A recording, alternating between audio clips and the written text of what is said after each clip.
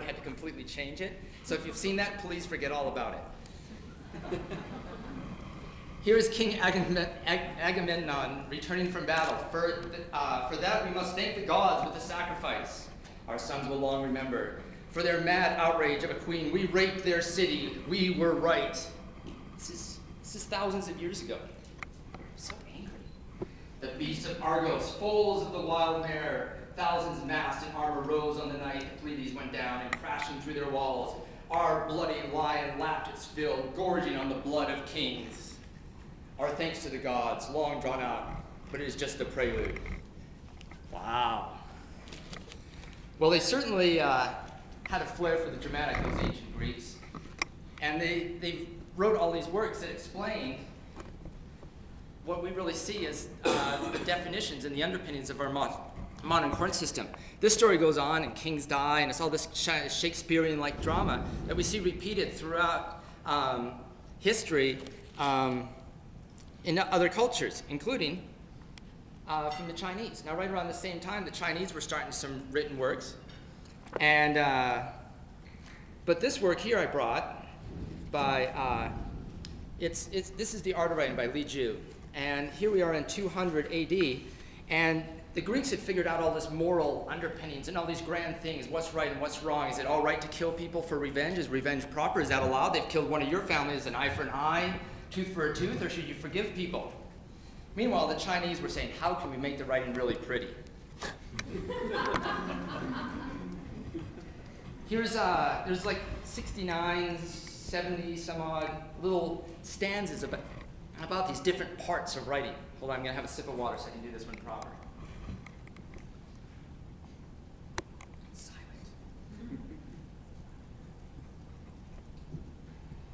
Because, if you're going to take the time to write about all this killing of the kings and queens and lapping on the blood of kings like a gorged lion, you should have some structure, some technique, like revision.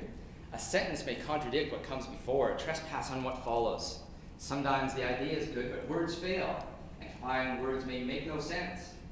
In such cases, it is wise to set the two apart, since they harm each other when put together. It is delicate to judge which idea or words work better. A difference finer than wheat ears hairs. Weigh each word on a scale. Use a measuring cord to make your cuts. Now, anyone who's a designer, the designer's mantra is all about take out everything that doesn't absolutely need to be there. That's exactly what they're saying there. That's 200 AD. Have we really moved on too much from that? Has the editorial process changed dramatically? Not all that much. So then, this is the part where I use my electronic device.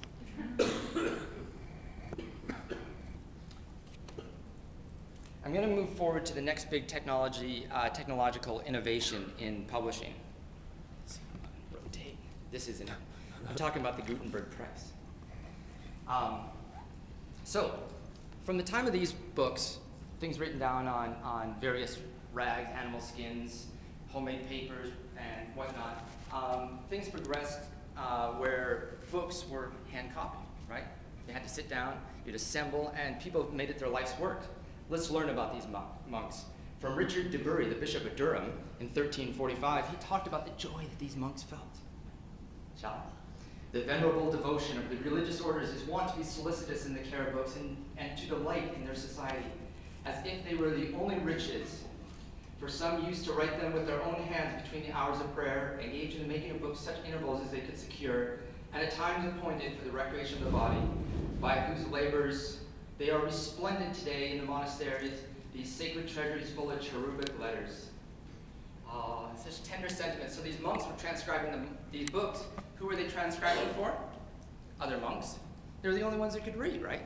So it's like it didn't do anyone any good. So these monks, they had like their little private club where they would spend months, years, writing one book. But of course, they were really transcribing one book over and over again. Guess which one? Anyone? Bible. And of course, everyone knows that, I could do that a little bit better. Who wrote this draft of this? I'm copying my own copy. Look at that. There's a little stylistic flourish there. Change a little meaning here.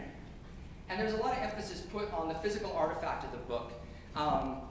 The words were complementary to the pictures, as that quote with the cherubic cherubic pages. The pages were really decorated. And then the Gutenberg press came. And of course, as you might expect, there was some resistance. There were some people who said, oh, this new technology, you can't just let anyone publish anything. What would happen? Good Lord. And then there was a revulsion by the clergy in the church saying, who would ever, what literate, decent person would ever even put their hands on a printed book? What is the value of these printed books? We have handwritten books made with love. Why would anyone write? It was an embarrassment to have a printed book. They were for the common people. Of course, there wasn't too many people that could read, but once you start making books, people go, hey, I have access to books. I should learn how to read, right? Why not? You have access to the information. So there was began a bit of tension between the polite society and the proper society, the religious society, and people who wanted to just print anything that they wanted. Yeah, you could almost call it a revolution. And then the next revolution came, which was the Industrial Revolution. And what happened is all these old Gutenberg presses, which didn't really change for the first 150, 200 years, these old wooden presses, they were all decommissioned because there's new awesome iron steam presses. We can have newspapers now. Oh, thank God for newspapers, eh? Came around this time. And what happened is all these old Gutenberg presses, they were claimed by the radicals, the hippies of their day. And so begat the underground press. And it was only a few short years before the underground press, especially in England at this time, began to have bigger circulation than the mainstream press. So the government stepped in and said, oh, you're going to have to register those presses.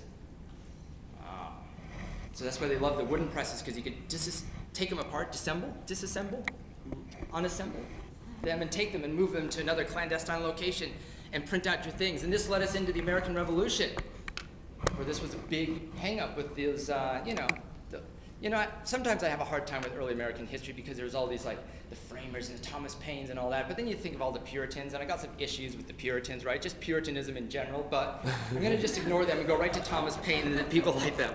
And they started printing broadsides, and these basically manifestos. When you think of manifesto, we think now of the Unabomber.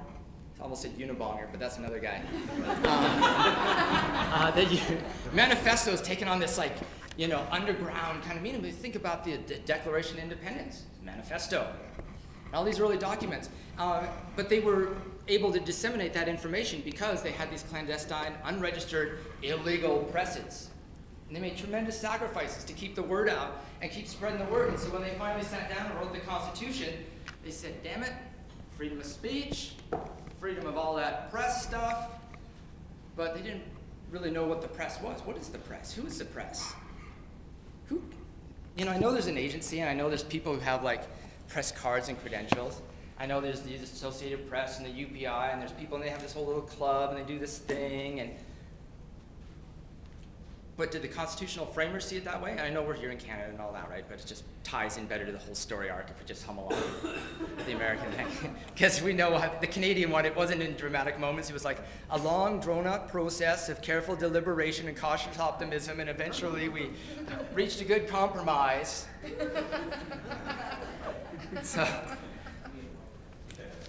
So the constitutional framers said, oh, we got to have freedom of expression, freedom of press, and all this stuff, right?